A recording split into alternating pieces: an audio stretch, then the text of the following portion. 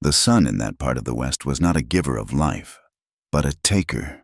It beat down on the cracked earth with a relentless, white-hot fury, bleaching the very color from the sky and leaving the horizon a shimmering, watery illusion. This was a land of sharp edges and brittle things, sun-scorched mesas that rose like ancient, forgotten altars, and rock formations twisted into shapes of agony by a wind that never seemed to rest. The wind was a constant companion, a dry, rasping whisper that carried grit into every corner of a man's life. It scoured the paint from buildings, stole the moisture from a man's lips, and patiently, persistently, erased his footprints from the dusty earth, as if to say that no one's passage here was meant to last. Sagebrush, gray and skeletal, clung to the soil with stubborn roots, the only real green for 100 miles in any direction. Everything else was a shade of brown or red. The rust-colored dirt, the dun-colored rock, the muted brown of a lonely hawk circling in the vast, indifferent sky. It was a place that demanded silence, a place where a man learned to measure his words as carefully as he measured his water, for both were precious and easily lost. On the far edge of this unforgiving landscape sat the town of Redemption, a name chosen with more hope than truth. And at the far edge of Redemption, where the last dusty street gave way to the endless expanse of wilderness, stood a small, weathered house. It listed slightly to one side, as if tired of fighting the wind. Its windows were like vacant eyes, the curtains within always drawn. Every morning, just as the first light of dawn painted the eastern cliffs in hues of rose and violet, a solitary figure made his way toward that house. His name was Eli. He was a cowboy, though his days of long cattle drives were behind him. Now, his world was a small homestead a few miles out of town, a patch of land he worked with a quiet, methodical rhythm that was the only prayer he had left. He was a widower, a man whose laughter had died in his throat 5 years prior, buried alongside his wife, Martha, in a patch of earth too hard to properly dig. The silence she left behind had settled into his bones, and he carried it with him like a second shadow. In his hands, he carried his morning's work, a small, rustic loaf of bread, still warm from his modest clay oven, its crust thick and golden. Beside it, he carried a glass bottle of milk, cool and white, from his lone Jersey cow. He walked with a steady, unhurried gait, his worn leather boots making soft, rhythmic puffs in the dust. He never varied his route, never altered his pace. This daily pilgrimage was the one anchor in the drift of his days. The house belonged to a woman the town barely knew, yet spoke of often. They didn't use her name. To them, she was the bride-in-waiting, or Blackwood's girl. She was a ghost story told in the daylight. A young woman, they said, who had arrived on the stagecoach a year ago to marry a man named Silas Blackwood, a man with a charming smile and heavy-handed ambitions. Then, on the very eve of their wedding, Blackwood had vanished. He didn't ride out of town with a grand farewell. He simply dissolved into the thin, dry air, leaving behind nothing but a string of debts and the woman who was to have been his wife. In a town like Redemption, where survival depended on community and trust was the only real currency, such a scandal was a deep stain. The townspeople, steeped in hardship and superstition, needed someone to blame for the unease Blackwood had left behind. They chose her. They whispered as they swept their porches or gathered at the general store. She was a bad omen, they said. Her presence had soured the town's luck. Some of the more pious women claimed she was cursed, that the devil had claimed her intended and now lingered around her, waiting. So she stayed inside. The shame and the whispers were walls as solid as any stone. She became a prisoner in the little house Blackwood had rented for her, a living embodiment of a promise broken. She lived like a phantom, a flicker of movement glimpsed through a crack in the curtains, a shadow that never touched the sun. Eli knew the stories. He heard the hushed tones, saw the sideways glances people cast toward the little house at the end of the road. He heard the women call her the jilted bride, with a mix of pity and contempt. He heard the men make coarse jokes over their whiskey at the saloon. He heard it all, and he let the words pass through him like the ever-present wind, touching him but leaving no mark. He did not know if the stories were true, and he did not care. What he knew was the simple arithmetic of a lonely life. A person was inside that house, and a person needed to eat. So each morning, he would stop at her rickety porch steps. He would crouch down, his knees cracking softly in the morning quiet, and place the loaf of bread and the bottle of milk gently on the top step. He never knocked. He never called out. He would just set down his offerings, rise to his full height, and turn away, his broad back a silent statement of purpose fulfilled. He'd walk back the way he came, never once looking over his shoulder to see if the door had opened. It was a ritual of quiet respect, a transaction without expectation. Inside, Amelia heard him every time, in the profound silence of her self-imposed exile. Her senses had become sharp, attuned to the smallest sounds. She could distinguish the crunch of his boots on the dry ground from 50 yards away. It was a different sound from the hurried, scuffing steps of townsfolk or the lazy clop of a passing horse. Eli's walk was deliberate, solid. It was the sound of something real in a world that had become a nightmare of whispers and shadows. She would creep to the front window, peeling back the edge of the calico curtain just enough to see. She watched him approach, a tall, lean figure silhouetted against the rising sun. She saw the set of his shoulders, the weathered lines on the back of his neck. She saw the care with which he placed the food on her porch, as if it were a fragile treasure. In his movements, there was a gentleness that the world outside her window had long forgotten. He never tried to peer inside, never lingered. He just came, he gave, and he left. His daily visit became the singular event of her day, the one fixed point in the shapeless expanse of her hours. In the beginning, she had been terrified. She thought he was an agent of the town, sent to mock her or drive her out. But day after day, his consistency wore down her fear, replacing it with a fragile curiosity. And then, something else began to grow in its place, a warmth that had nothing to do with the sun beating on the roof. It was the warmth of knowing she was not entirely forgotten. It was the quiet acknowledgement of her existence from a man who asked for nothing in return, not even a glimpse of her face.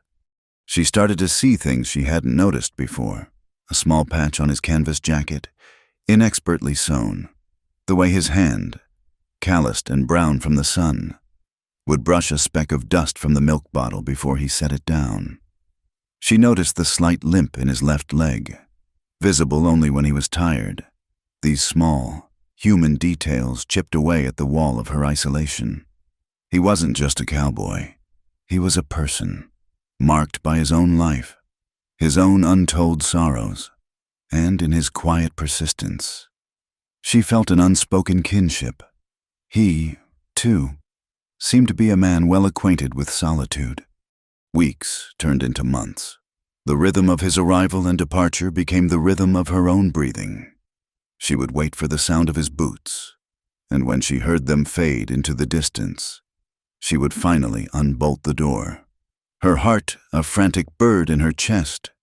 She would snatch the bread and milk from the porch and retreat back into the safety of her home, the warmth of the loaf a comforting weight in her hands.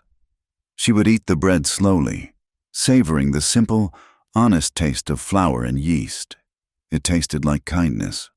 One evening, as the sun bled across the horizon in streaks of orange and purple, a wave of profound loneliness washed over her. The silence in the small house was no longer a shield. It was a crushing weight. The whispers of the town felt louder than ever, seeping through the cracks in the walls. She was nothing but a story they told each other, a cautionary tale.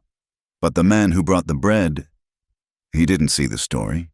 He just saw a house that needed sustenance. An idea, bold and terrifying, took root in her mind. It was a reckless impulse, a desperate need to push back against the emptiness, to make a sound in the all-consuming silence. She found a small, scrap piece of paper and a bottle of ink that was nearly dry.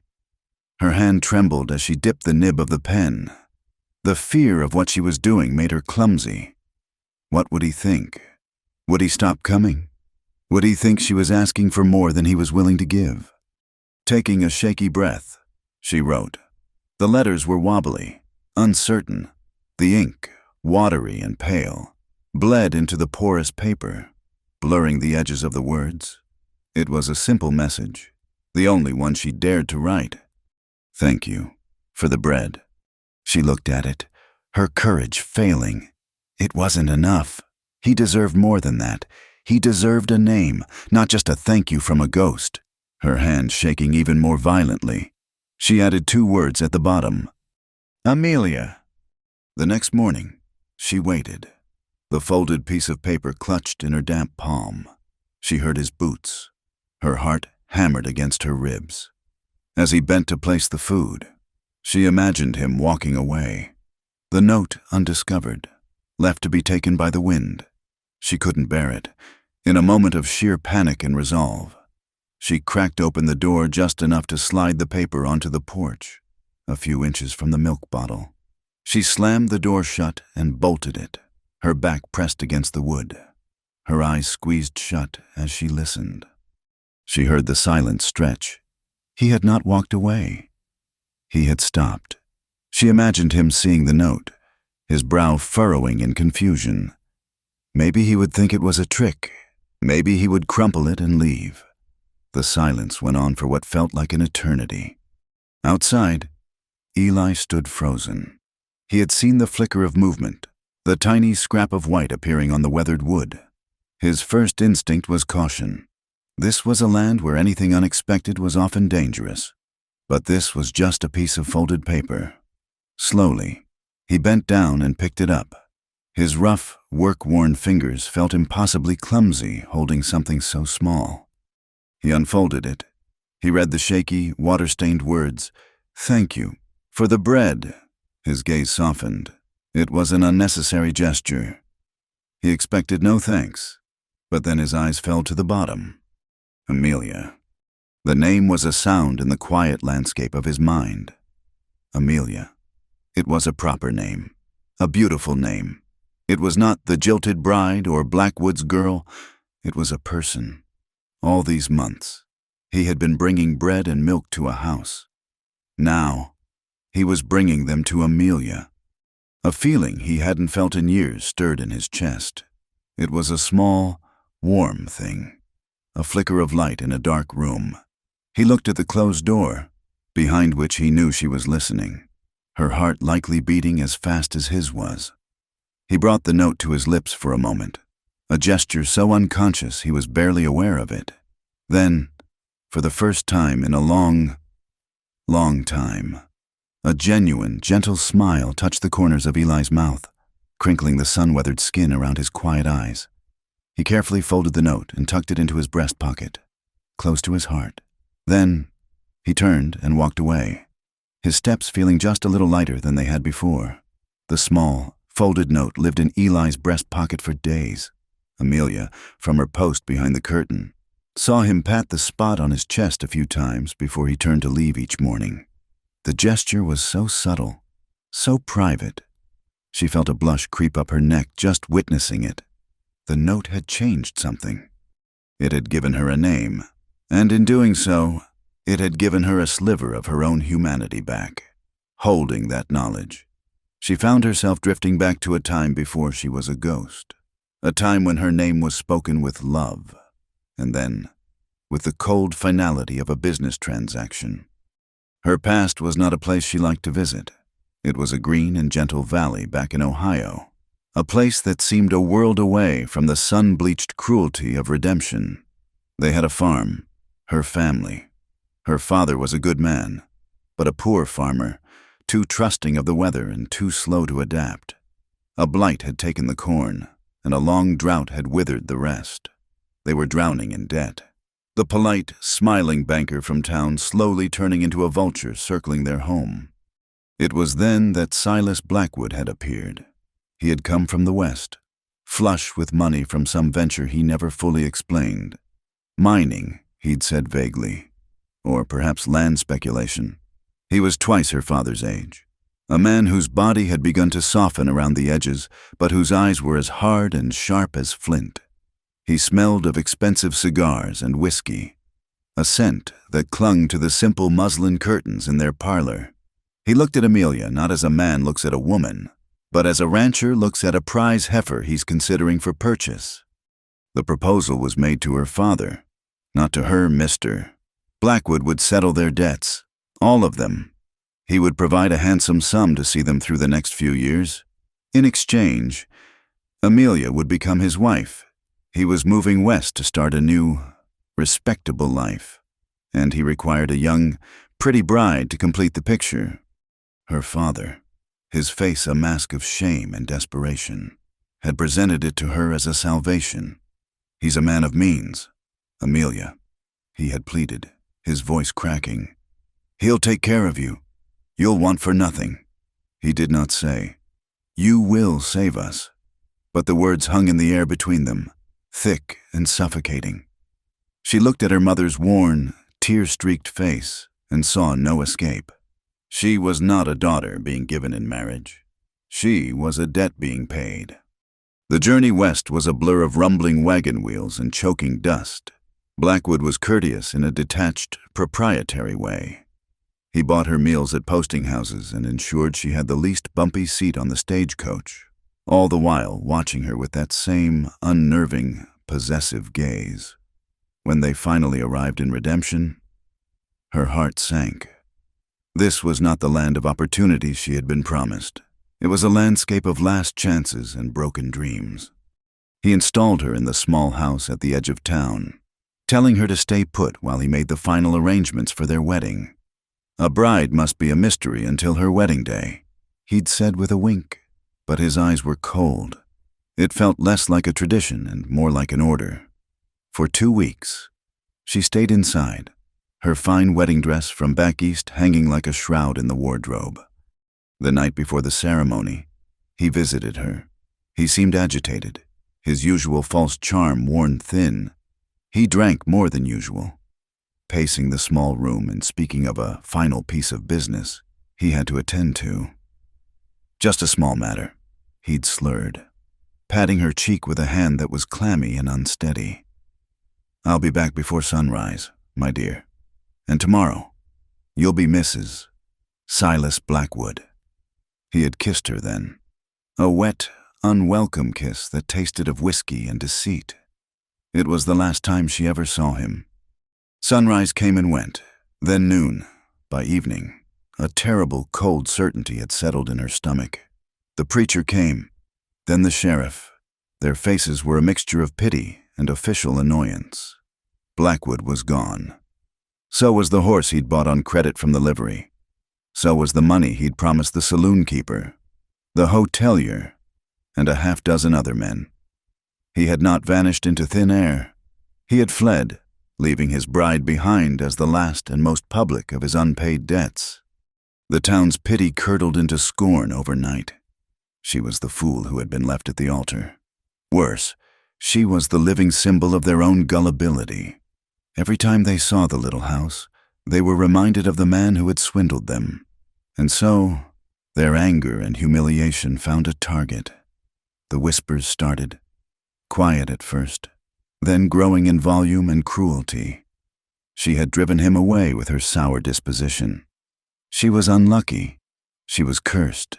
Amelia, who had already lost her home and her future, now lost her name.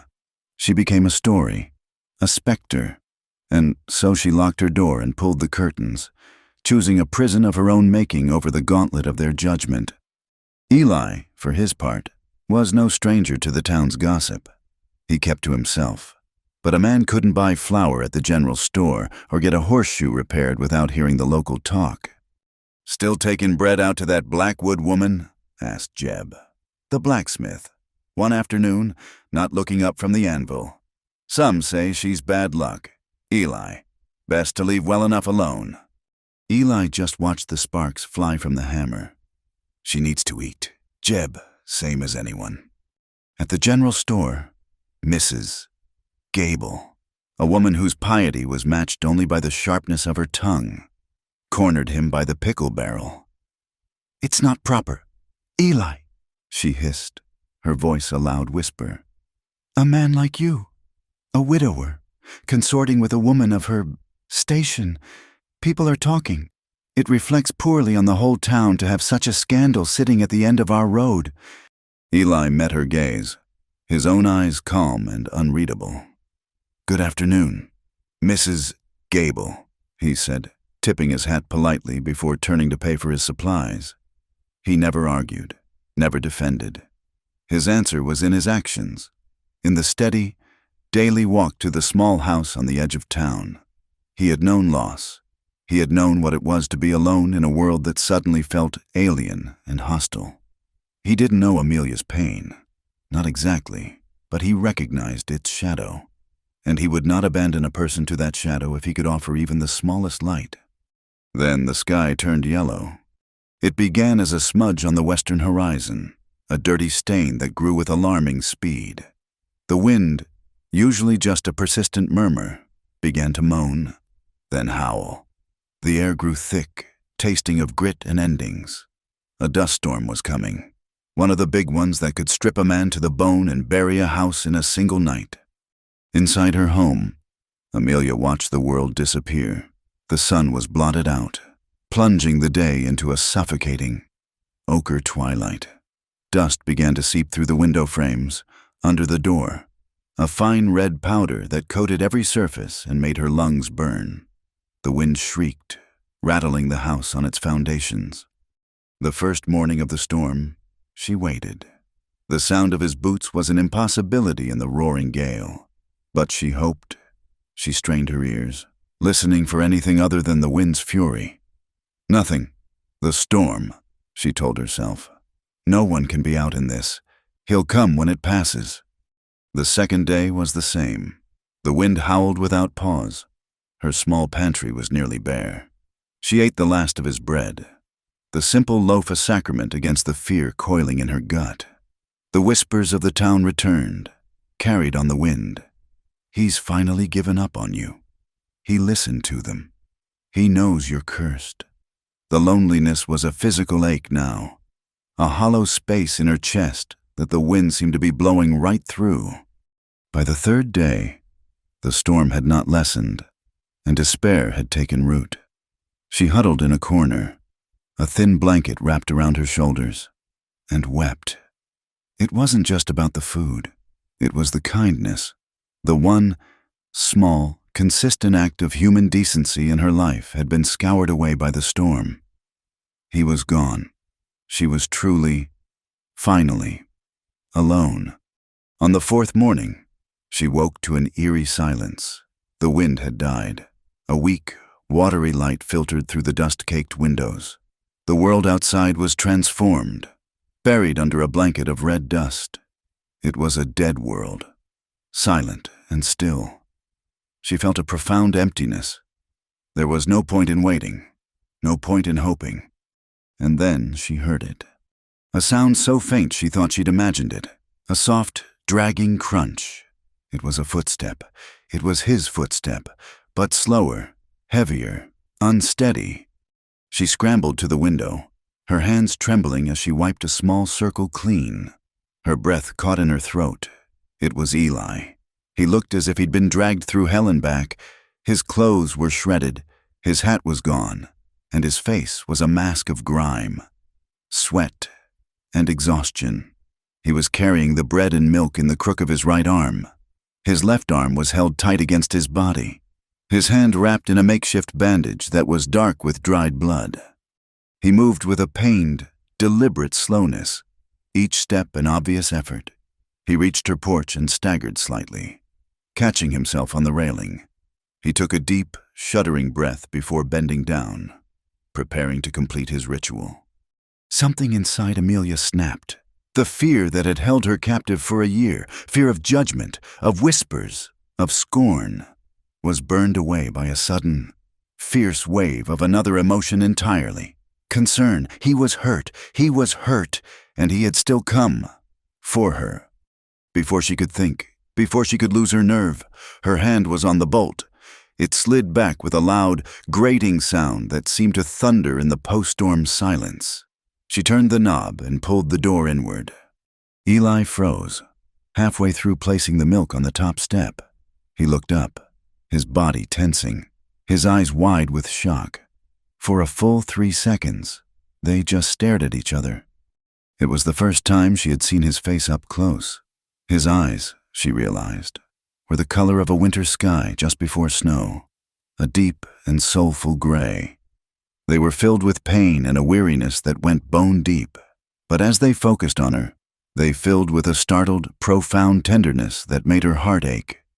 It was the first time he had ever seen her. The stories and whispers had painted a picture of a sullen, cursed creature, but the woman in the doorway was no phantom. She was young, with a cascade of dark, unruly curls framing a face that was pale and thin, but achingly beautiful. Her eyes were the color of moss, wide and filled with a terror that was warring with a desperate, burgeoning courage. She was real. The silence stretched, thick with everything that had been unsaid for a year. It was Amelia who broke it, her voice a reedy whisper, rough from disuse. "You're hurt." Eli seemed to struggle for words, his throat working. He gave a short, jerky nod. "My hand," he finally managed to rasp out, his voice hoarse. "Barn roof gave way in the wind. A horse got trapped. Spooked." He didn't need to say more. She could picture the chaos, the splintering wood, the terrified animal. He held out the bread and milk, an offering from a wounded man. And for the first time, she did not wait for him to leave. She stepped forward, over the threshold and into the dusty morning light, her bare feet pressing into the grit on her porch. She reached out, her hand trembling, and took the loaf from him. Then, she took the cool glass bottle. For a fleeting second, her fingers brushed against his. The contact was like a bolt of lightning on a clear day, a jolt of warmth, of life, of pure, unadulterated human connection shot through them both. They pulled back their hands as if burned, their eyes locking again. In that shared glance, 1,000 unspoken things passed between them.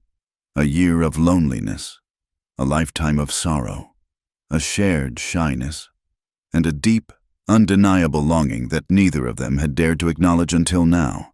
The door was open, and in the quiet, dusty aftermath of the storm, something new and fragile and terrifyingly hopeful was just beginning.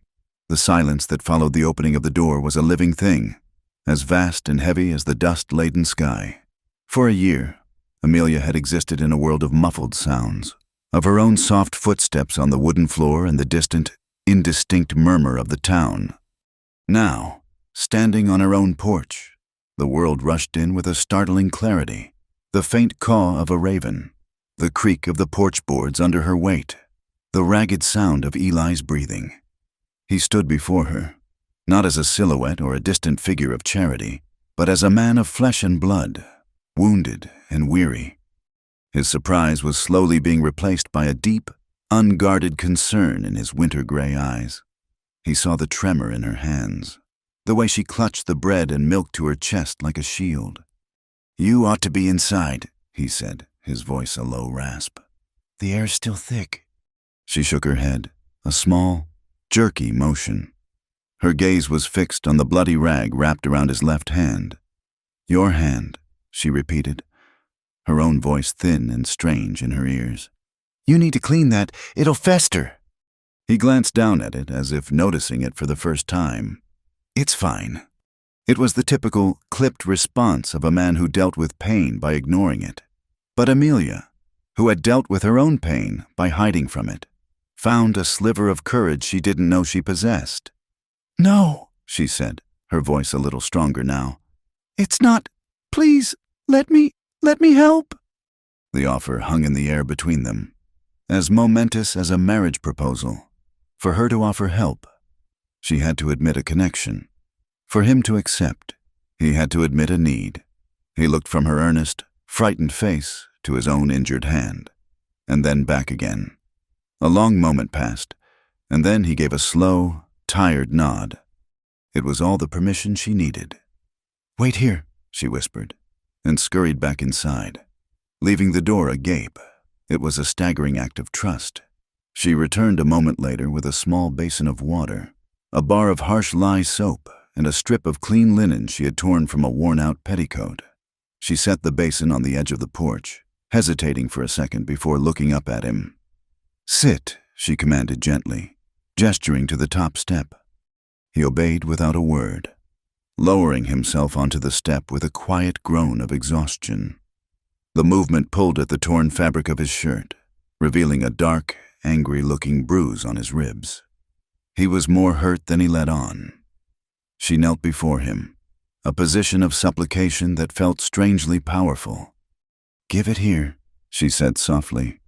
He extended his left arm, and she began to unwrap the filthy bandage.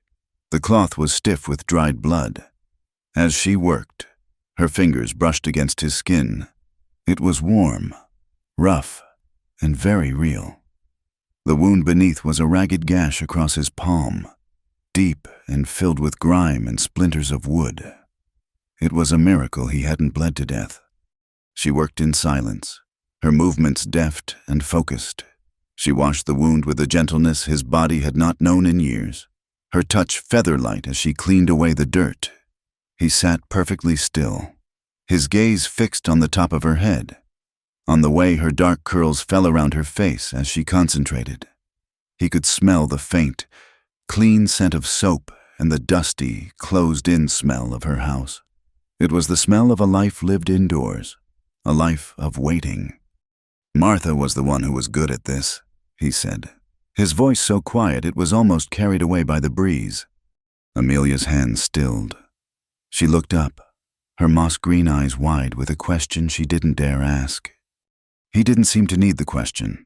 He was looking out past her, toward the endless, dusty horizon, his eyes seeing a different time, a different place. "My wife," he clarified, his voice flat with an old, well-worn grief. She could stitch up a man or a horse, calm a fever, had a touch like a summer rain. He fell silent, but the story was there, waiting in the space between them. Amelia waited, holding her breath, sensing that this was a threshold as significant as the one she had just crossed. "We were heading east," he began again, his voice gaining a low, rhythmic cadence, like a man reciting a catechism of pain. 5 years ago, we'd saved up a little, thought we'd try for a place with more water, more green. Martha, she missed trees, real trees, not these scrubby junipers. A faint, sad smile touched his lips for a second. "We were crossing the Black Creek Valley when they came, 3 of them. They weren't after the wagon.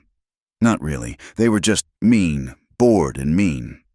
He swallowed hard, the muscles in his jaw tightening. Amelia could see the scene unfolding in his eyes, the terrible, wide-open space, the sudden violence, the surprise. "I was checking a loose wheel. They came up so fast. I got one of them, but the other, he went for Martha. She was trying to get the rifle from under the seat." He stopped, his breathing growing shallow. "I wasn't fast enough. I was right there, and I wasn't fast enough to stop it. The bullet that got her, it was meant for me. She stepped in front of it." His voice broke on the last words. He didn't weep. His eyes were dry, but they held an ocean of guilt and regret. He looked down at his good right hand, clenching and unclenching it as if he could still feel the phantom weight of the gun he'd failed to use in time. "I buried her out there, under a lone cottonwood. Since then, I just work, I get up, I feed the cow, I bake the bread. It feels like a duty, a penance. Maybe something to do with my hands so I don't have to think about what they failed to do." Tears were streaming down Amelia's face, silent and hot. She made no move to wipe them away. She was not crying for his story, but for the truth of it, for the raw, aching humanity of a good man who blamed himself for the cruelty of the world. She had been so wrapped up in her own prison of shame that she had never imagined the man who brought her bread was living in a prison of his own. She finished wrapping his hand with the clean linen, her movements slow and reverent. When she was done, she did not let go. Her small, soft hands rested on his wounded one. She looked up at him, her tears finally ceasing. "Stay," she whispered. It was not a question. "The bread is still warm. Stay and share it with me." Eli looked at her, truly looked at her, and saw not the town's pariah, but a woman of immense grace and compassion. He saw the tracks of her tears on her dusty cheeks and felt a crack appear in the wall he had built around his heart. He nodded. She served the meal on the porch. She broke the loaf in half, giving him the larger piece. She poured the milk into 2 tin cups she'd rinsed clean. They sat on the top step, shoulder to shoulder but not quite touching, and ate in a companionable silence as the day began to fade. The setting sun was a spectacle only the west could provide. It set the horizon on fire, painting the bruised-looking clouds in violent strokes of crimson, orange, and deep purple. The light washed over the landscape, softening the harsh edges of the mesas and turning the dust in the air into a golden haze. They watched the colors deepen and shift, feeling the oppressive heat of the day give way to the cool, gentle breath of evening. It was the first sunset Amelia had truly watched in a year. "It's beautiful," she murmured, more to herself than to him. "It is," he agreed, his voice a low rumble beside her. "Martha always said the sunsets out here were God's way of apologizing for the daytime." Amelia smiled, a real, genuine smile that lit up her face and made Eli's breath catch in his throat. In that moment, she was not a tragedy. She was simply, breathtakingly, alive. They sat there until the last streak of color had vanished and the sky had deepened into an indigo velvet, pricked with the first sharp, silver light of the stars. The air grew colder, and Amelia shivered, wrapping her arms around herself. Without thinking, Eli reached over and took her hand. His was large, calloused, and ingrained with the dirt of his homestead. It was a hand that knew hard work, that had held reins and tools and, once, a dying wife. Her hand was small, soft, and trembling. A hand that had spent a year doing nothing more than pulling curtains and bolting a door. The contrast was a story in itself, but in his grasp, her trembling began to subside. His touch was not possessive or demanding. It was a simple, solid anchor in the vast, lonely night. He turned to face her, his thumb gently stroking the back of her hand. The moonlight softened the weary lines on his face, illuminating the quiet kindness in his eyes. He looked at her lips, then back to her eyes, asking a silent question. Amelia's heart was a wild drum against her ribs. This was happening too fast. It was too much. But it was also everything she had secretly, desperately yearned for, to be seen, to be touched, to be wanted not as property, but as a person. She leaned in, her eyes fluttering closed. He leaned in to meet her, the scent of dust and clean linen and warm bread surrounding her. Their lips were a breath apart. She could feel the warmth of his skin, could almost taste the promise of a kiss that would wash away a year of bitterness. But then the whispers returned to her mind, as insidious as the dust under the door. The jilted bride, Blackwood's girl, damaged, unclaimed. Who was she to accept this comfort? She was still bound to a ghost, a man who had branded her with shame and then disappeared. To kiss Eli would be to pretend she was free, to pretend she was worthy of a good man's affection. And she was not. With a small, choked gasp, she pulled back. The movement was abrupt, a recoiling. She snatched her hand away, her face a mask of panic and self-loathing. "I can't," she whispered, her voice ragged. "I'm sorry, Eli did not move. He did not frown or look angry. The disappointment in his eyes was quickly replaced by a deep, patient understanding. He saw the war raging within her, the fear that was strangling the hope. He looked at the woman before him, a woman who had been so thoroughly broken by the world that she could not accept a simple moment of tenderness. He remained silent for a long moment, letting her frantic breathing slow. He did not push, did not demand an explanation he already understood. When he finally spoke, his voice was low and steady, a balm on her frayed nerves. "I will wait," he said, his words a quiet vow in the vast, moonlit silence. "I will wait, if you'll let me." Eli's words, a quiet promise to wait, became a fragile bridge between their two solitudes. In the days that followed the storm, their ritual changed. He still brought the bread and milk, but he no longer left it on the porch and walked away. He would stay, sometimes for a few minutes, sometimes for an hour. They would sit on her porch steps and speak of simple things, the way the heat shimmered above the mesas, the stubbornness of his Jersey cow, the book she was reading. He never pressed her to speak of her past, and she never asked again about his. Their conversations were like the first green shoots after a long drought, tentative, precious, and reaching for the light. But redemption had watchful eyes. A town built on the edge of the wilderness was a town that survived by noticing things that were out of place, and a reclusive widower spending his evenings on the porch of the town's resident ghost was decidedly out of place. The quiet acceptance Eli had once been afforded began to curdle. His daily trip was no longer seen as an act of charity, but of something else entirely. The whispers that had once been confined to Amelia's shame now wrapped around him. Too, at the general store, conversations would halt when he entered, resuming in hushed, venomous tones as he left. The women, led by Mrs. Gable, would watch him from behind their curtains, their faces tight with disapproval. He was consorting with misfortune, they said, inviting a curse into a life already marked by tragedy. The men's contempt was more direct and far crueler. It was born of a brutish mix of resentment and jealousy. Eli was quiet and kept to himself, a quality they mistook for weakness. That this quiet man should gain the attention of the mysterious woman at the end of the road, a woman none of them had ever dared approach, was an affront to their own crude pride. The confrontation came on a blistering hot afternoon. Eli was leaving the smithy when a group of 3 ranch hands blocked his path. They were led by a man named Jed Stone, a big swaggering man with small, mean eyes and a cruel twist to his lips. He and his friends had been drinking, and the heat had baked the whiskey into a sour belligerence. "Evening, Eli." Jed slurred, spitting a stream of tobacco juice that landed dangerously close to Eli's boot. "Been out to the edge of town lately?" Eli's face remained impassive. He gave a curt nod. "Jed, heard you're keeping company with Blackwood's leftover bride." Another of the men snickered. "What's the matter, Eli? Can't find a decent woman? Gotta go picking up another man's scraps?"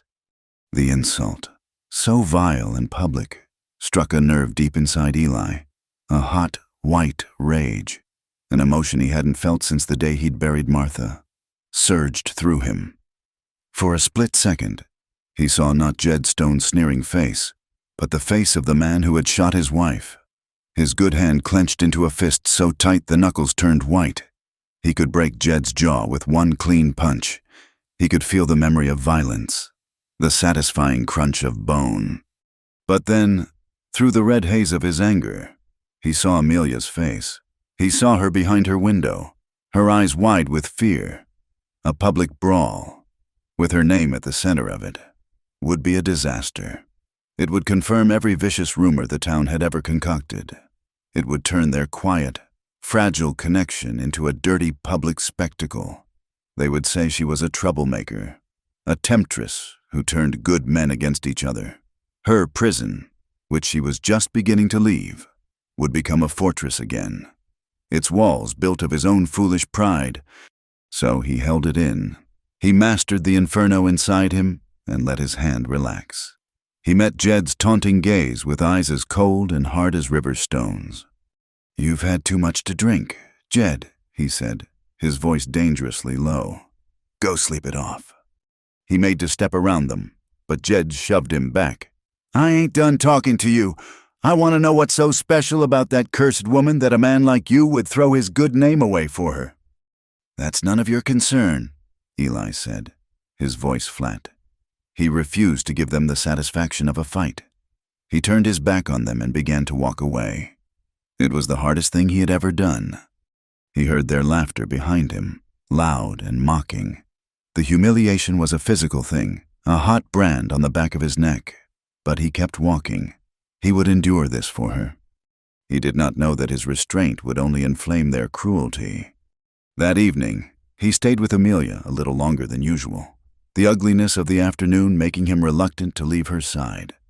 They watched the moon rise, a perfect silver coin in the dark sky. When he finally left, the air was cool and the street was quiet. He walked with his head down, lost in thought, and didn't see the figures that detached themselves from the deep shadows of the livery stable until it was too late. It was Jed and his friends. They had been waiting. "Leaving your sweetheart's bed so soon?" Jed snarled. Before Eli could answer, the first punch landed, a blinding explosion of pain at the side of his head. He staggered, his ears ringing. Another blow caught him in the gut, stealing his breath. He fell to his knees, gasping. He could have fought back. Years of fending for himself on cattle drives and in rough saloons had taught him how. He was wiry and strong, and his quietness concealed a deep well of resilience. But as the kicks began to rain down on his back and ribs, he simply curled into a ball, his arms protecting his head. He would not fight. Not here. Not now. This violence was for him, and him alone. He would absorb it, take it into his body, and let it end here in the dust, so that it would never touch her. From her window, Amelia saw it all. She had been watching him walk away, a small smile on her face. When the shadows moved, her smile froze, then shattered. A strangled cry caught in her throat. She watched in pure, unadulterated horror as the men swarmed him, their movements like a pack of cowardly dogs attacking a lone wolf. She saw Eli fall. She saw the brutal, repeated kicks. Her hands flew to her mouth, stifling a scream. Her mind was a white noise of terror and helplessness. She was a prisoner, watching the one good man in her world being beaten down because of her. It was her fault. Her curse had finally reached out and touched him. The assault was short and vicious. When they were done, Jed spat on the ground beside Eli's crumpled form. "Stay away from her. Widower. She's bad luck." They laughed and melted back into the shadows, leaving Eli motionless in the middle of the dusty road. Amelia's body was shaking so violently she had to grip the windowsill to stay upright. Tears streamed down her face, hot and silent. For a long moment, he didn't move. "He's dead," she thought, a cold dread seizing her heart. "They've killed him." But then, she saw him stir. He pushed himself up slowly, painfully, onto his hands and knees. He stayed there for a full minute, his head hanging, before finally, agonizingly, getting to his feet. He stood there, swaying, then began to limp slowly, resolutely in the direction of his homestead. Something broke inside Amelia. It was the bolt on her door. It was the lock on her soul. The fear that had kept her inside for a year was nothing compared to the fiery, protective anguish she felt now. He was hurt. He was hurt for her, and she would not hide behind her curtains while he suffered alone. Her decision was instantaneous, a primal instinct that overrode all reason. She didn't pause to think about the town, about the whispers, about the danger of a woman walking alone at night. She grabbed her shawl, slid the bolt on her door, and slipped out into the darkness. The night air was a shock to her system. It was cool and smelled of sage and dry earth. For the first time in over a year, she was outside, untethered, under the vast, indifferent gaze of the stars. The familiar street looked alien and menacing in the moonlight. Every shadow seemed to hold a threat. Every gust of wind sounded like a footstep. Her heart hammered against her ribs. But she kept moving, her eyes fixed on the path that led out of town. She was no longer a ghost. She was a woman with a purpose. The walk to his homestead was the longest journey of her life. She followed the faint wheel ruts of his wagon, stumbling over rocks, her city-bred shoes wholly inadequate for the rough terrain. By the time she saw the dim yellow light of a lamp in his window, she was gasping for breath, her legs aching, her body trembling with a mixture of fear and adrenaline. His door was unlatched. She pushed it open, her voice a fragile whisper. "Eli?" He was sitting at his small kitchen table, stripped to the waist, trying to clean a cut on his face with a wet rag. His back and ribs were a canvas of angry, new bruises. His lip was split, and one of his eyes was already swelling shut. He looked up when she entered, his one good eye widening in disbelief. "Amelia, what are you shouldn't be here." "And you shouldn't be alone," she retorted, her voice gaining strength. She closed the door behind her, shutting out the rest of the world. She took the rag from his unresisting hand and dipped it in the basin of water. His kitchen was just as she had imagined it, simple, clean, and solitary. A half-dozen loaves of bread were cooling on a rack by the stone hearth, filling the small room with a warm, comforting aroma. This was his sanctuary, and she had just walked into it. She began to clean his wounds, her touch as gentle as it had been on his hand before. She worked in a focused silence, her fury at Jedstone and her guilt over her own role in this, a hard, hot coal in her belly.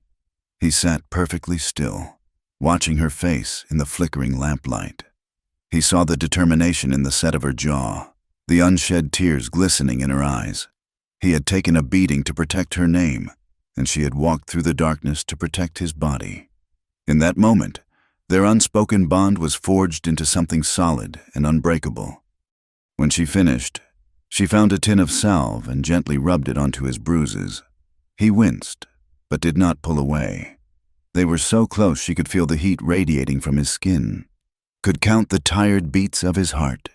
The air in the small kitchen grew thick with unspoken emotions. She pulled a stool over and sat before him, her hands resting in her lap. The adrenaline was fading, leaving behind a deep, hollow ache of guilt. "This is my fault," she whispered, her eyes fixed on the floor. "No," he said, his voice firm despite the pain. "This is their fault, theirs and theirs alone." "They hurt you because of me. Jed, he called me a curse." She finally looked up at him, her eyes swimming with shame and despair. "Don't you see? Don't you find me pitiful? A woman who brings nothing but trouble and pain to the one person who has shown her kindness." Eli reached out with his good hand and gently cupped her jaw, his thumb stroking her cheek. He waited until her eyes met his. In his gaze, there was no pity. There was only a profound, aching tenderness that stole her breath. "When I look at you, Amelia," he said, his voice a low, rough murmur, "I don't see a curse. I don't see trouble. I see a woman who has endured. I see a fire that has not been put out, no matter how hard the wind blows." He paused, his gaze searching her face, as if memorizing it. "I don't see anything pitiful at all. I see you, and you are as beautiful as the first dawn after a long winter." Eli's words were a shield, and Amelia held them close as she slipped back to her own house in the pre-dawn gloom. For the first time in a year, she felt the flicker of a future, a warmth that had nothing to do with the sun. But she had forgotten that in a town like Redemption, every shadow has eyes. An early rising rancher, heading out to check his stock, saw her. He saw the woman from the cursed house, her shawl pulled tight, hurrying away from the widower Eli's homestead just as the sky was turning gray. The story caught fire before the sun was fully risen. It traveled from back porch to front parlor, over fences and across the counter of the general store. The whispers were no longer speculative. They were accusatory. The story Jedstone had told in the saloon, of a loose woman luring a good man to his ruin, now had its proof. She hadn't just been seen with him on her porch. She had spent the night in his home, in the harsh moral calculus of redemption. The distinction between tending a man's wounds and sharing his bed was a line too fine to exist. She was no longer just an object of pity or scorn. She was a sinner. The town's judgment, which had been a low, rumbling murmur, now found its voice in the person of Reverend Michael Miller. The Reverend was a stern man, with a jaw as rigid as his theology and eyes that saw sin in every shadow. He believed his duty was to prune the community's moral garden, to root out any weed that might threaten the health of the whole crop. And Amelia, in his eyes, was a particularly noxious weed. On Sunday, his sermon was a thinly veiled condemnation. He spoke of Jezebel and the fallen women of Babylon, of the insidious ways that moral decay could enter a God-fearing community through the actions of one unrepentant soul. He did not say her name, but every eye in that small, hot church knew exactly who he meant. 2 days later, he came to her door. His knock was loud and authoritative, 3 sharp raps that echoed the hammering of her heart. When she opened the door, a crack, he was already pushing it gently inward, stepping into her space with an air of divine right. "Miss," he began, his voice devoid of warmth, pointedly refusing to use a name associated with a man who was not her husband. "I am Reverend Miller. I have come to speak with you about the shadow you have cast upon our town." Amelia clutched her shawl, her throat too tight to speak. He stood in the center of her small room, his black coat absorbing the light, his presence seeming to shrink the very walls around her. "A community like ours is a fragile thing," he continued, his eyes sweeping over her sparse furnishings with thinly veiled distaste. "It is held together by faith, decency, and a shared understanding of right and wrong. Your association with Mr. Eli Sutton has become a source of great moral contention. You were brought here under one man's name, and now, without the sanction of God or law, you are seen entering another's home in the dead of night." "He was hurt," Amelia whispered, finding her voice. "I was only helping him." "There is a kind of help that does more harm than good," the Reverend countered sharply. "It is the kind that invites gossip, that flouts propriety, that gives license to the baser elements of our nature. You have made yourself a spectacle, and in doing so, you have made Mr. Sutton one as well, a good man, a grieving man, who is clearly being led astray." The injustice of it was a physical blow. "He has been nothing but kind to me." "Kindness that leads to sin is no kindness at all," the Reverend declared, his voice rising with righteous fervor. "It is a temptation sent by the devil himself. This town cannot abide it. For the good of all, for the preservation of our community's soul, and for the salvation of your own, I am asking you to leave Redemption. Find another place to live, a place where your past is not known and where you will not be a source of corruption to others." He was casting her out, not just from the town, but from the whole of decent society. He was telling her that she was a disease, something to be excised and discarded. The shame she had carried for a year threatened to drown her. Her vision swam. But then she remembered Eli's words. "I see a fire that has not been put out." A tiny, defiant ember of that fire glowed within her. She lifted her chin. "And if I refuse?" The Reverend's eyes narrowed. "Then you will find that the charity of this town has its limits. The whispers will become shouts. Doors will be closed to you. You will be utterly and completely alone. Pray on it. Miss, pray you make the righteous choice." With that, he turned and left, leaving the door open in his wake, the harsh afternoon sun an accusation on her floor. The Reverend, confident in his moral victory, went directly into town to find Eli. He found him loading sacks of flour onto his wagon outside the general store. A small crowd, sensing a confrontation, began to gather at a respectable distance. "Mr. Sutton," the Reverend called out, his voice carrying in the still air. "A word, if you please." Eli straightened up, wiping a dusty hand on his trousers. His face was still bruised, his eye a sickly shade of purple and yellow. He looked at the preacher, and his expression, usually so placid, hardened. "Reverend," he acknowledged, his tone clipped. "I have just come from visiting the woman at the edge of town," Miller announced, loud enough for all to hear. "I have counseled her, for the good of her soul and the health of this community. To move on, I trust you will not interfere with this difficult but necessary course of action. Her influence upon you has been unfortunate." Eli stood perfectly still for a long moment, the sacks of flour forgotten. He let his gaze drift over the faces in the small crowd, the smug satisfaction on Mrs. Gable's face, the leering interest from some of the saloon crowd, the nervous, downcast eyes of others. He was being publicly challenged, his private grief and nascent hope being turned into a morality play for the town's entertainment. He turned his full attention back to the Reverend. When he spoke, his voice was not loud, but it was filled with a quiet, unshakable authority that cut through the afternoon heat. "Reverend," he said, his voice level, "her name is Amelia." The simple correction was a profound defiance. He was refusing to let her be an anonymous sinner. He was naming her a person. "And she is the woman I care for," he continued, his voice growing stronger. "I have taken no vow of celibacy, and she has taken no vow to any man. There is no sin in two lonely people finding comfort in one another. But there is a sin in cruelty. There is a sin in judgment. And there is a sin in hounding a good woman who has already suffered more than her share."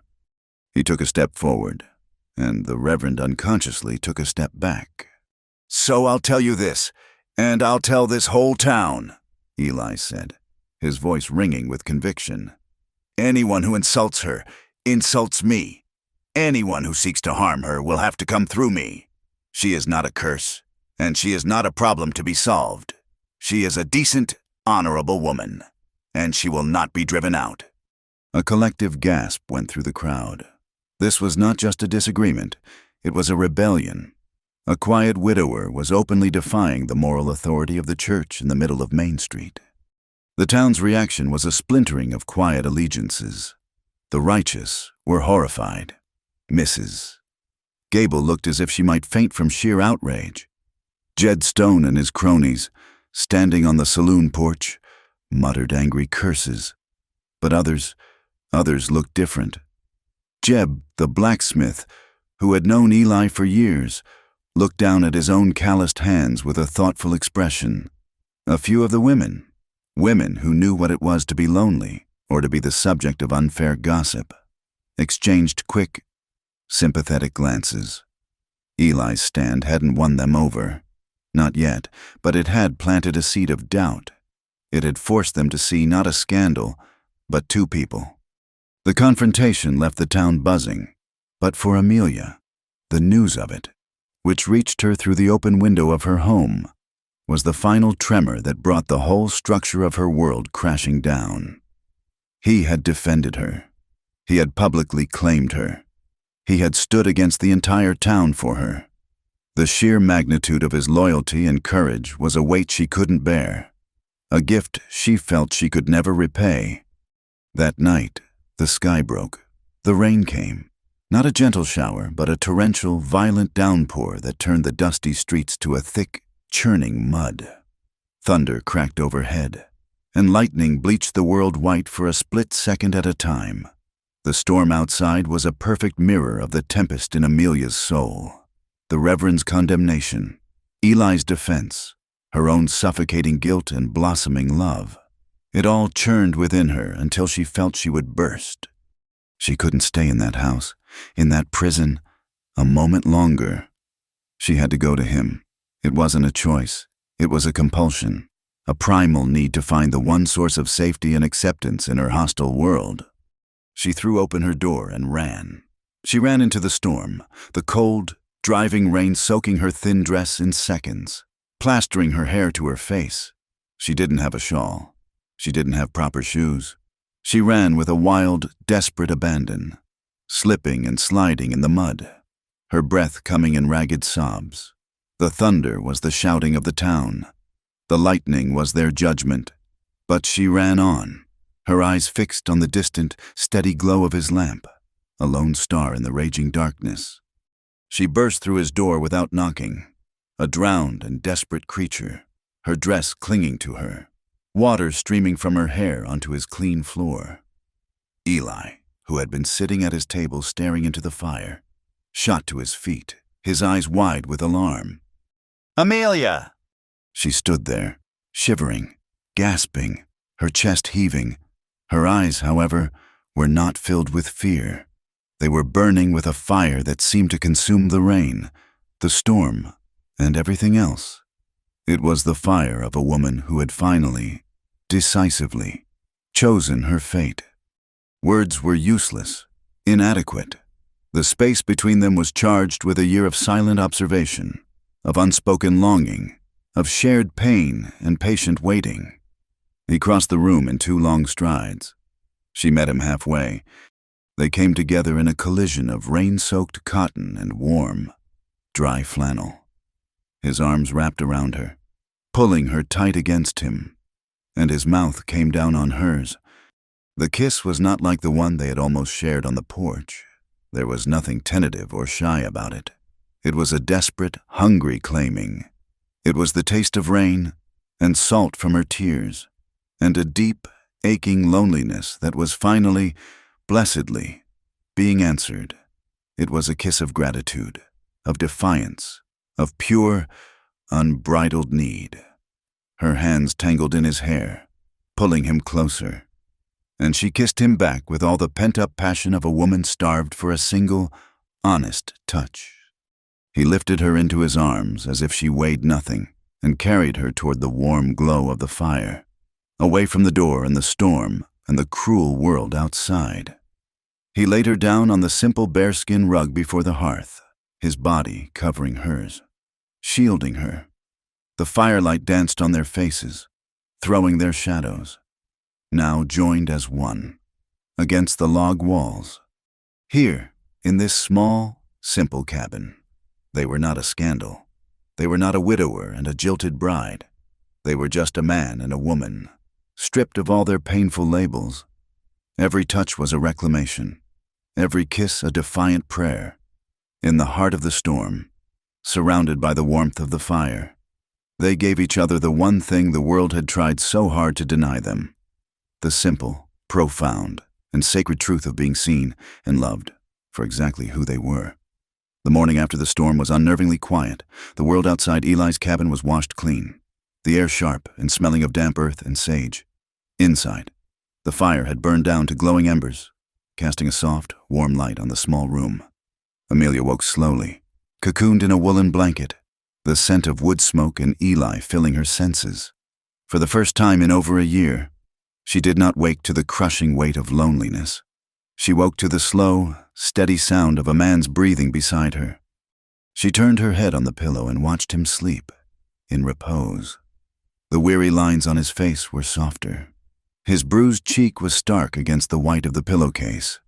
A fierce, protective tenderness swelled in her chest, so powerful it was almost painful. Last night had been a breaking point, a fever that had consumed them both. But in the clear light of morning, she knew that a single night of passion, no matter how profound, could not erase the past. It could not build a future. Their love existed in this cabin, a secret sanctuary. But outside, she was still the town pariah, and he was the man who had disgraced himself for her. She was still, in the unwritten ledger of public opinion, Silas Blackwood's abandoned bride, a property unclaimed, but a property nonetheless. She could not, would not, build a life with Eli on that rotten foundation. She had to be free, not just in her heart, but in the eyes of the world. When he woke, he saw the resolve in her eyes. He saw that the frightened, haunted woman of yesterday was gone, replaced by someone with a quiet, steely purpose. "Good morning," he murmured, his voice rough with sleep. He reached out and gently touched her hair. "Eli," she said, her own voice clear and steady, "I cannot live in the shadows anymore. I will not be your secret, and I will not let the town call you a sinner because of me. The name Silas Blackwood is a chain around my neck. I need to break it." He listened, his gray eyes serious and patient. He did not argue or try to soothe her. He heard the truth in her words. "What do you want to do?" he asked. "There's a lawyer in town, isn't there? A Mr. Abernathy," she asked. She had seen the small, faded shingle on his office door during her year of watching the world from her window. There must be some way, some legal declaration, to say that a marriage that never was is truly over. To declare me free of a promise to a man who does not exist. To be abandoned was a state of being. To declare oneself free was an act of power. Eli understood the difference immediately. It was not just about what the town thought. It was about Amelia reclaiming her own life, her own name.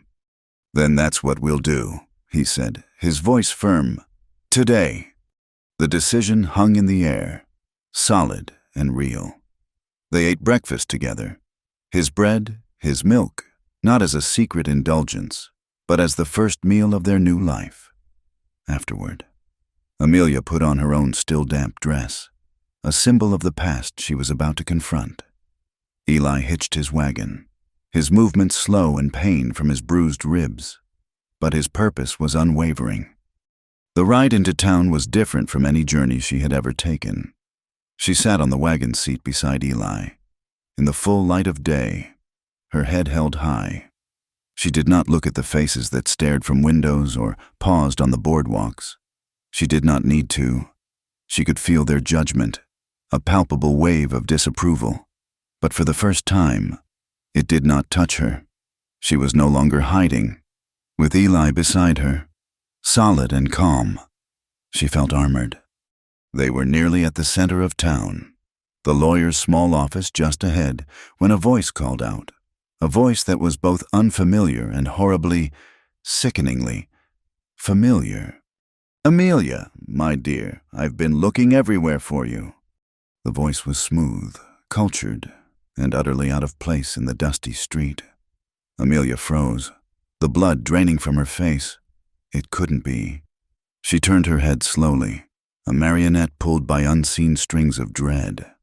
Standing on the porch of the hotel was a man dressed in a fine, dark city suit, looking immaculate despite the grit of redemption. He was older, his hair slicked back, his face a little puffier than she remembered, but the eyes were the same. They were the hard, possessive eyes of Silas Blackwood. He descended the hotel steps with a proprietary air, a broad, false smile plastered on his face. "There you are," he said, as if she were a misplaced piece of luggage he had finally located. "There was a terrible misunderstanding. Business, you know. It called me away quite unexpectedly, but I've returned for you. My dear, we can be married this very afternoon." The sheer audacity of it left Amelia speechless. He acted as if the last year had never happened, as if he hadn't left her to face ruin and shame. Eli's hand instinctively went to her arm, a steadying, protective gesture. He swung down from the wagon and stood between Amelia and the approaching man. "She's not going anywhere with you," Eli said, his voice a low, dangerous growl. Blackwood's smile faltered for a second. He sized Eli up, taking in the bruised face, the simple farmer's clothes. His eyes filled with dismissal. "And who is this?" he asked, directing the question to Amelia as if Eli were a piece of furniture. "One of the local farmhands? My dear, you must tell him to be on his way. This is a private matter between my intended and me." "I am not your intended," Amelia found her voice, a thread of steel weaving through her shock. "You abandoned me. You left me with nothing." Blackwood waved a dismissive hand. "A temporary financial setback. Nothing more. All sorted now. I have the money. The wedding can proceed. You are my property. Amelia, we had an arrangement. Your father and I." The word, property, was a slap in the face. It was the truth of her past, the label she had come into town to erase. Eli took a half-step forward, his body a shield in front of hers. "She is not your property," Eli said, his voice colder than a winter wind. "And you will not touch her." For the first time, Blackwood's veneer of charm cracked, revealing the ugly, cornered desperation beneath, his face contorted with rage. "This is none of your concern. Hayseed, she belongs to me."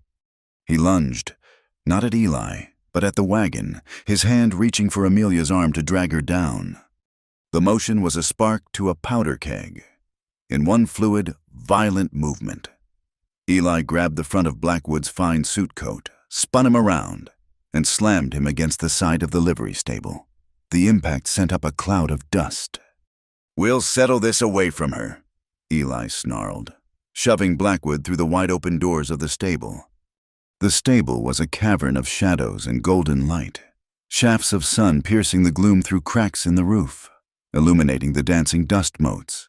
The air was thick with the smell of hay, manure, and old leather. It was a place of primal, masculine energy, and it was about to become a battleground. Amelia scrambled down from the wagon, her heart hammering in her chest, and ran to the stable entrance, her hand flying to her mouth. Blackwood, recovering from his surprise, straightened his coat and sneered, "You think a broken-down farmer can stand in my way? I will have what is mine." He came at Eli, his movements clumsy but fueled by rage. He threw a wild punch that Eli easily ducked. Eli countered with a hard, driving blow to Blackwood's stomach. The air left Blackwood's lungs in a pained whoosh, and he staggered back, his face a mask of shock and fury.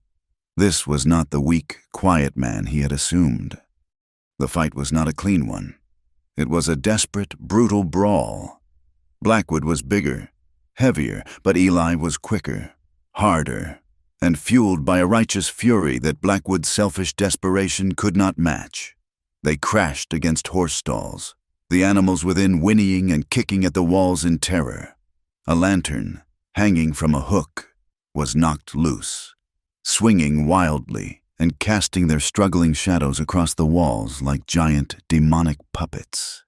The light was erratic, flickering, making the violent movements seem even more chaotic.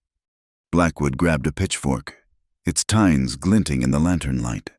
"I'll kill you!" he screamed, his voice high and thin with panic. He thrust it at Eli. Eli sidestepped, the tines burying themselves deep into the wood of a stall door. While Blackwood struggled to pull it free, Eli tackled him, driving him back into a pile of hay. They rolled in the dust and straw, grunting, fists finding their marks with sickening, wet thuds. Eli was no longer the man who had passively taken a beating from Jed Stone. This was different. This was not about his pride. It was about Amelia's life. He was fighting with a ferocity that came from the deepest well of his love and protective instinct. He was fighting to erase the man who had so carelessly tried to destroy her.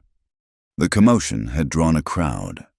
People spilled out of the general store and the saloon, their faces a mixture of shock and morbid curiosity. They gathered at the entrance to the livery stable, a silent, watching jury. They saw Amelia standing there, her face pale, her hands clasped to her chest, her eyes fixed on the two men struggling in the shadows. Just as Eli landed a punch that sent Blackwood reeling, the town sheriff, a portly, slow-moving man named Davis, pushed his way through the crowd. "What in God's name is going on here?" he boomed. He stepped into the stable just as Blackwood, blood streaming from his nose, scrambled to his feet. The sheriff's eyes widened. He reached into his coat pocket and pulled out a creased, folded piece of paper. He unfolded it. It was a wanted poster. "Silas Blackwood," the sheriff said, his voice filled with a sudden, dawning comprehension. "You're wanted in 3 territories for fraud, theft, and skipping bail. I got this telegraph notice last week." The whole town heard it. The man who had come to them with promises and charm was nothing but a common criminal, a fugitive. Blackwood's face went slack with terror. He looked from the sheriff to the wanted poster, to the hostile faces of the townspeople, and his fight was gone. He was a cornered rat. With a desperate cry, he shoved past Eli and made a break for the back of the stable. But Eli was too quick. He stuck out a leg, and Blackwood went sprawling face first into a water trough. The sheriff was on him in a second, hauling him up, sputtering and soaked, and clamping iron cuffs on his wrists. It was over. The sheriff dragged the dripping, defeated Silas Blackwood out into the sunlight for all to see. The crowd parted, their faces a mixture of shock anger at being duped, and a new, dawning understanding. They looked at the pathetic, captured criminal. Then they looked at Eli, standing in the doorway of the stable, bruised, breathing heavily, his knuckles raw, but standing tall. And then they looked at Amelia. They saw her not as a jinx or a fallen woman, but as the first victim of the man in cuffs. They saw the terror and relief warring on her face. And as Eli walked to her side and put a protective arm around her shoulders, they saw something else. They saw a good man's unwavering devotion. They saw a quiet strength that had faced down their scorn and now had been publicly vindicated. The whispers of judgment died in the dusty street, replaced by a murmur of something that felt, for the first time, like respect. In the harsh light of day, the town of Redemption finally began to see the truth. The chaos of Silas Blackwood's arrest eventually subsided, the crowd dispersing into small, buzzing groups to dissect the day's events. The story was already changing, morphing from a tale of a jilted bride to a saga of a cunning fugitive and the quiet cowboy who had brought him down. But for Eli and Amelia, the noise of the town faded into a distant hum. In the sudden, ringing silence, they were left standing in the middle of the street, covered in dust and exhaustion, with the wreckage of her past finally cleared away. Eli, without a word, took her hand and led her away from the staring eyes, back to the small, weathered house at the end of the road. It was the first time he had ever stepped inside as an invited guest, not as a secret visitor in the night. The room felt different, the air lighter, with the threat of Blackwood gone. It was no longer a prison or a hiding place. It was just a room, waiting for a new life to begin within it. Amelia gently pushed Eli into a chair and, with a focus that bordered on reverence, began to properly tend to his wounds. She cleaned the cuts on his knuckles and face, her touch infinitely tender. The fight had been brutal, but this time, the injuries were marks of victory, not of passive suffering. Every bruise on his body was a testament to his devotion, a shield he had raised to protect her future. He watched her, his heart full, as she worked. He saw the strength in her hands, the resilience in her eyes. The haunted, fearful girl was gone forever. In her place was the woman he loved.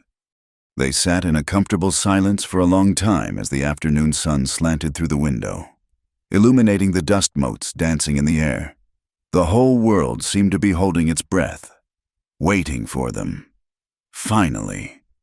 Eli rose and walked to the window, looking out at the vast, indifferent landscape that had been the backdrop to so much of their pain and longing. He turned back to her, his bruised face serious, his gray eyes clear and filled with a quiet, unwavering light.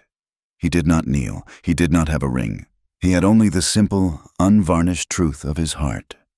"Amelia," he began, his voice low and steady. "I'm a simple man. I don't have much to offer, just a small homestead, a stubborn cow, and hands that know how to work. It's not much of a life, but I don't want to live it alone anymore." He crossed the small room and stood before her, taking both of her hands in his. "I love you. I think I've loved you since the first time I saw you peek through that curtain. I want to spend all my mornings baking bread for you, and all my evenings watching the sunset with you. I want you to be my wife." The proposal was as honest and solid as the man who spoke it, and it broke her. She had thought she was done with tears, but a fresh wave of them, hot and bitter, welled in her eyes and streamed down her cheeks. She pulled her hands away from his and covered her face, her shoulders shaking with deep, gut-wrenching sobs. "Eli, no," she wept, her voice muffled by her hands. "You can't, you shouldn't." He was bewildered. He reached for her, confused and hurt. "Amelia, what is it? What's wrong?" She finally lowered her hands, her face a mask of profound, heart-rending sorrow. "Don't you see?" she cried, the words tearing from her throat. "I have nothing left to give you. I'm not some whole, untouched woman. I'm what he called me. I'm a leftover bride, damaged goods. My name has been dragged through the mud of this town, tied to a criminal. I come to you with nothing but shame and scandal. I can't stain your good name with my past." This was the last ghost, the deepest wound. The world might have forgiven her, but she had not yet forgiven herself. She saw herself as a ruin, a place where a good man could not possibly hope to build a home. Eli's face softened with a love so deep it was almost painful to witness. He gently took her by the shoulders, his grip firm and reassuring. He did not let her look away. "Listen to me," he said, his voice imbued with a fierce tenderness. "Do you think I care about a name? My name was nothing but a marker for a lonely man until you gave it meaning. Do you think I care what this town says? I've listened to their whispers for a year, and all they ever did was lie." He pulled her into his arms, holding her tight against his chest as her sobs began to subside. He stroked her hair, his hand shaking slightly with the force of his emotion. "When Martha died," he whispered into her hair, "I thought my life was over. I thought all that was left for me was work and waiting for the end. The world was gray, silent. Hope was a word for other people. I was a man living in the past, a ghost just like you were. And then there was you, this small, brave light in a dark house at the end of the road." He held her at arm's length, his hands on her wet cheeks, forcing her to meet his gaze. "You say you have nothing to offer? Amelia, you are not the end of my life. You are the beginning of a new one. You are not my past. You are my future. You are not a ruin. You are the woman who taught a dead man how to feel again." His voice cracked with emotion. "You are not my shame. You are my last hope." The words struck her with the force of a physical blow, shattering the last of her defenses, the last of her self-loathing. My last hope. He wasn't choosing her in spite of her brokenness. He was choosing her because she, in her survival, had shown him how to live again. The tears that came now were different. They were tears of release, of catharsis, of a joy so profound it felt like sunlight flooding the darkest corners of her soul. She threw her arms around his neck and nodded, unable to speak, the single, repeated gesture saying everything. Yes, yes, 1,000 times. Yes. They were married 3 weeks later, when the fierce heat of summer had finally broken and the high country was ablaze with the glory of autumn. They did not marry in the cold, judgmental church of Reverend Miller. Instead, they chose a cathedral of God's own making, a small, sun-dappled clearing in a grove of aspen trees a few miles from Eli's homestead. The trees were a riot of brilliant, shimmering gold. The sunlight filtered through the canopy, turning the air itself golden, and the ground was a carpet of fallen leaves. A slight breeze rustled the branches, making the leaves tremble and whisper, a sound like 1,000 tiny bells. Their guests were few, but their presence was a testament to the quiet shift that had occurred in the town. There was Jeb, the blacksmith, his face scrubbed clean, his large, calloused hands clasped awkwardly before him. Sheriff Davis stood beside him, his badge polished, a look of paternal pride on his face. And there were 2 women from the town, widows who had always offered Amelia a quiet, sympathetic nod when no one else would. They had brought a small pot of late-blooming wildflowers as a gift. That was all. There was no music, no feast, no wine. There was only the golden light, the whispering leaves, and the quiet dignity of a love that had earned its peace. A traveling circuit judge, a man with kind eyes and a gentle voice, performed the ceremony. Eli stood tall and proud in a clean shirt. His bruises faded, his face filled with a calm, steady joy.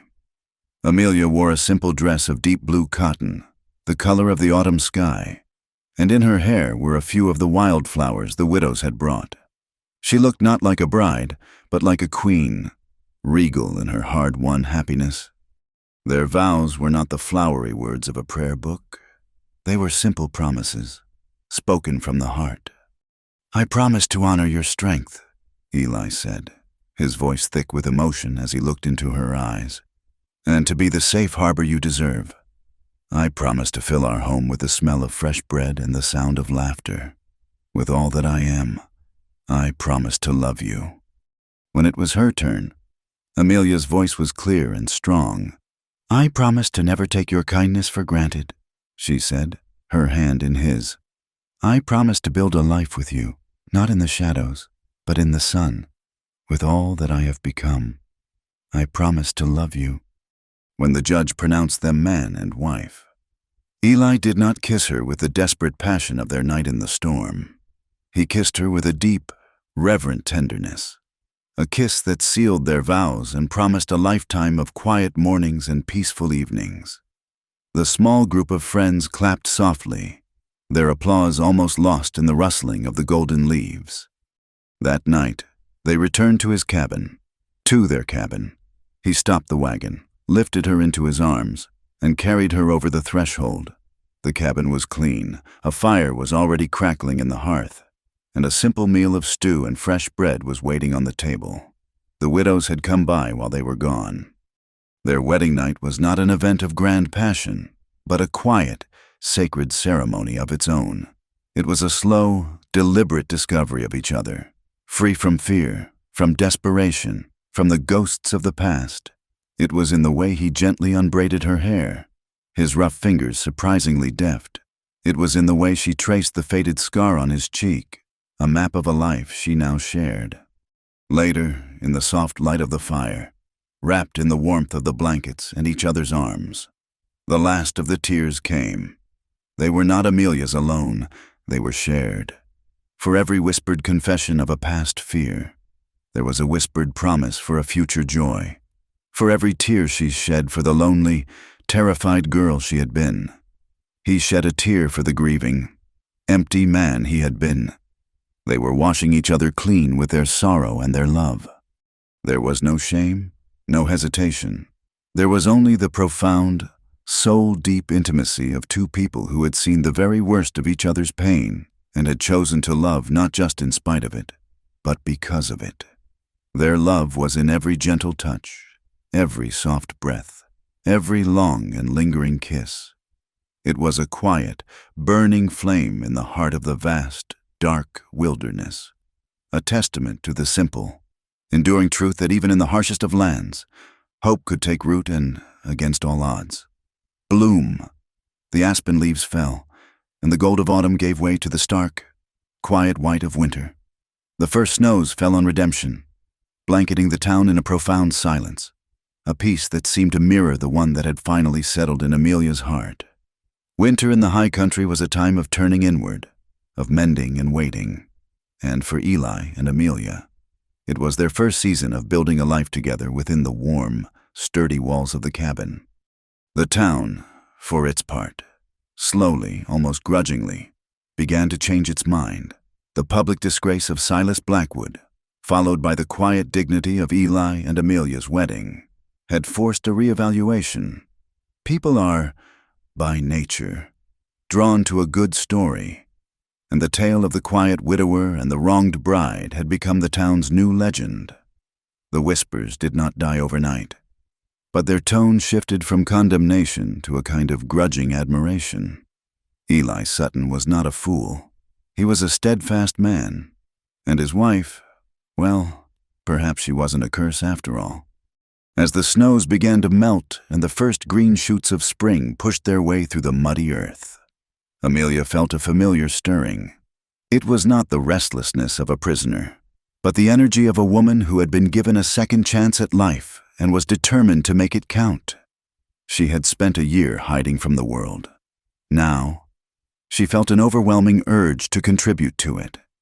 She saw the need in the faces of the town's children, who ran wild in the streets, bright and curious, but with no outlet for their minds. There was no school in redemption, no one to teach them to read a book or write their own names. One morning, with a courage that would have been unthinkable a few months prior, she walked into town and knocked on the door of the church. Reverend Miller had been quietly reassigned to a remote parish a territory away, and the church was now led by a younger, gentler man, Amelia, with Eli standing quietly by her side for support. made her proposal. Allow her to use the church hall 3 days a week to hold a class for any child who wished to learn. The new reverend, aware of the town's changing sentiment and impressed by her earnestness, agreed. The first day, only 4 children showed up, their mothers watching nervously from the doorway. But Amelia's patience was boundless, her kindness as natural as the sunlight streaming through the windows. She taught them their letters using bits of charcoal on a slate and told them stories that sparked their imaginations. Word spread. The children, who had expected a stern taskmaster, had instead found a gentle and captivating guide. Within a month, her class had swelled to 15 students, ranging in age from 6 to 14. She became teacher, a title spoken with a respect and affection that healed the last of her old wounds. One afternoon, Mrs. Gable, the former high priestess of town gossip, appeared at the church door, holding the hand of her shy, tow-headed grandson. She did not meet Amelia's eye, but there was no hostility in her face, only a kind of weary truce. "My Thomas says you're learning them sums," Mrs. Gable said gruffly. "He needs to know his sums if he's ever to run a store proper. See that he minds you." It was as close to an apology as Amelia would ever get, and it was more than enough. While Amelia was building a community of learning, Eli was expanding their reach in a different way. He still rose before dawn to bake his bread, but it was no longer a solitary ritual of remembrance. It was a partnership. Amelia would help him knead the dough in the evenings, their hands moving in a familiar, comforting rhythm. His daily delivery was no longer a single, charitable stop. It became a business, a service to the whole town. People who had once scorned him now left coins on their porches for a warm loaf and a cool bottle of milk. The Sutton homestead became known for having the best bread in the county. Their wagon, rolling into town each morning with Amelia sometimes seated beside him, was no longer a curiosity. It was a welcome and dependable part of Redemption's daily life. Together, they poured their energy into the land. They built a new, larger chicken coop and planted a sprawling vegetable garden. Their biggest project was rebuilding the barn, the one whose roof had collapsed in the dust storm, the catalyst for their first real meeting. They worked side by side under the warm spring sun. Amelia, her hands now calloused and strong, would hold the timbers steady while Eli hammered the nails home. The sound of his hammer was not the sound of violence, but of creation. It was the sound of them building a future, one solid plank at a time.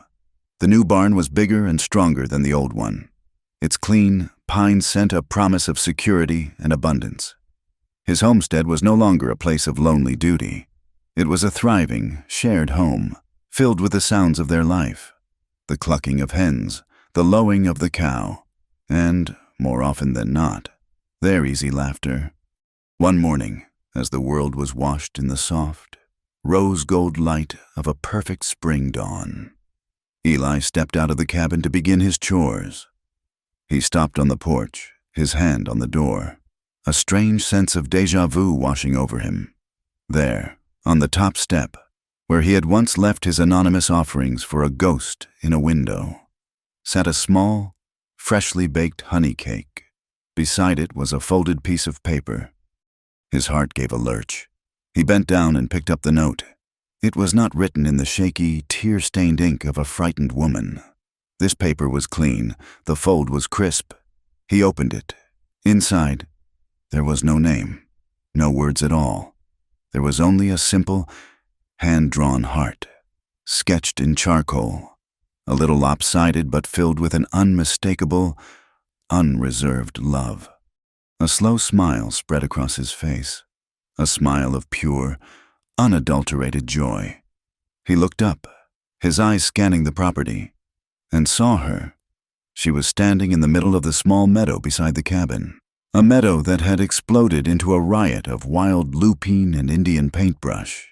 She was watching him, a playful, loving smile on her face. He let out a laugh, a deep, full-bodied sound of pure happiness that echoed in the quiet morning air. Leaving the cake and the note where they lay, he strode toward her. When he reached her, He didn't stop. He scooped her up into his arms, lifting her off her feet and spinning her around and around in the middle of the sea of blue and red flowers. She shrieked with delighted laughter, her arms wrapped around his neck, her head thrown back, her hair catching the morning sun. He finally slowed to a stop, holding her close, her feet dangling above the flowers. He looked at her, his wife, his partner, his last, best hope, and his heart felt so full he thought it might burst. Later that evening, they stood on the porch of their cabin, leaning against the railing, watching the sun set. It was the same brutal, magnificent sun, painting the same vast, unforgiving sky with the same impossible colors of crimson and gold. It was the same landscape that had once seemed to be the very embodiment of desolation and loneliness. But now, it was just home. Amelia leaned her head against his shoulder, and he wrapped his arm around her, pulling her close. They watched in comfortable silence as the last sliver of sun disappeared behind the distant mesas, leaving the sky to the stars. "It's funny," Amelia murmured, her voice soft in the gathering twilight. "To think that all of this, our whole world, it started so small." Eli smiled, pressing a kiss to the top of her head.